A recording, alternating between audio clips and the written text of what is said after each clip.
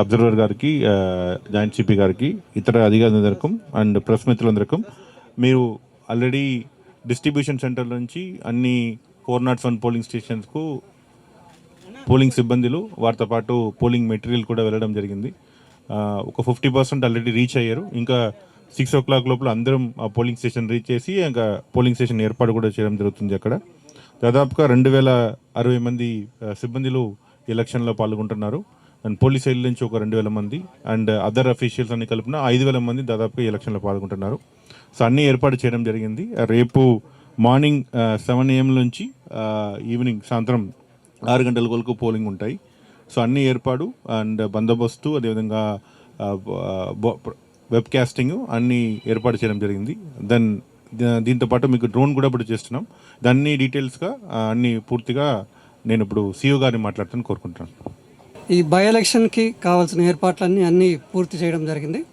ఇంతకుముందు జిహెచ్ఎంసీ గారు చెప్తున్నట్టు 407 పోలింగ్ స్టేషన్స్, 139 పోలింగ్ స్టేషన్స్ లొకేషన్స్లో మెటీరియల్ రీచ్ అయింది.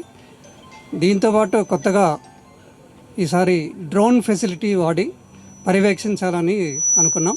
దీనికి కావాల్సిన పర్మిషన్స్ అన్నీ తీసుకోవడం జరిగింది.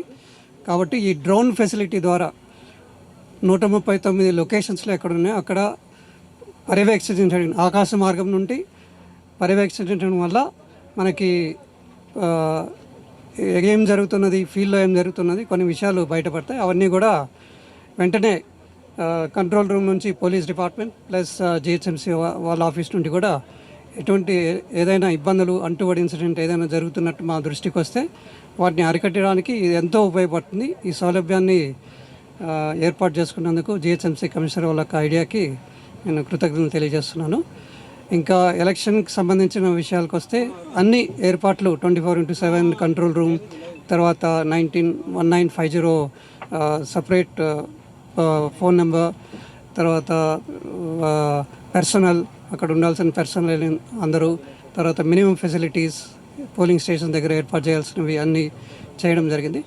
సో అన్ని విధాల ఈ ఎలక్షన్ ఎటువంటి ఇబ్బందులు లేకుండా పీస్ఫుల్గా జరగడానికి అన్ని చేయడం జరిగిందని చెప్పేసి మీకు తెలియపరుస్తున్నాం. సాధారణ పౌరులు డ్రోన్లు ఎగిరేస్తే మళ్ళీ వాళ్ళపైన చర్యలు దీన్ని చూసి వాళ్ళు కూడా ఎగిరేసే అవకాశాలు ఉంటాయి. డ్రోన్ ఎగిరేయడం అనేది it has to be approved by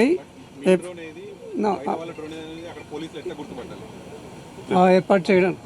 already we have taken permission from commissioner of police, అదేవిధంగా డీజీసీలో పర్మిషన్ తీసుకున్నది. సో లోకల్ పోలీస్ కూడా ఏ డ్రోన్ వారికి కూడా తెలుస్తుంది.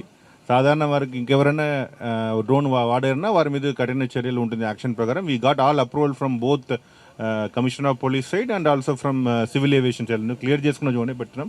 ప్రతి డ్రోన్కు ఐడి ఉంటాయి, ఆ ఐడి ప్రకారమే చేయడం జరిగింది. పర్మిషన్ కూడా తీయడం జరిగింది. సరే, అది ఎక్కడెక్కడ ఫిర్యాదు చేస్తున్నారో అక్కడ ఆల్రెడీ టీమ్ ఫ్లయింగ్ స్క్వాడ్ వెళ్ళడం జరిగింది. అండ్ మార్నింగ్లో కొంత సీజ్ చేయడం జరిగింది. వారి మీద కూడా ఎఫ్ఐఆర్ ఫైల్ చేసాం. ఇంకా రైట్ పూర్తిగా నిఘా 24/7 flying squad, central paramilitary force వారు కూడా నిఘా పెడుతున్నారు. మీరు ద్వారా ఎక్కడైనా వచ్చిందా please share with us. Will definitely take action against. Thank you.